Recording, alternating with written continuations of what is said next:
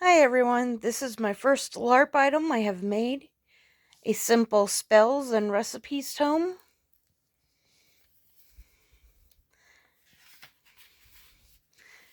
Has some handwritten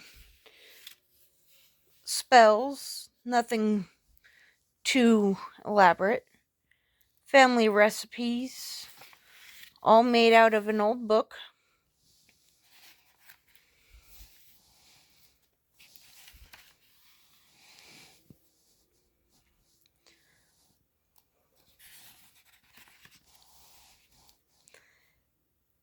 Some recipes are some run-of-the-mill, some homemade designs in it.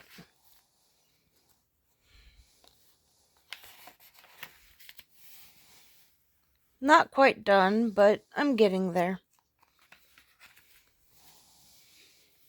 This right here is where my phone will go, which I am recording with currently. So, nice little place to hide your phone while having to be at LARPs. Just some quick little recipes. And in the very back, we have the return to sender if found.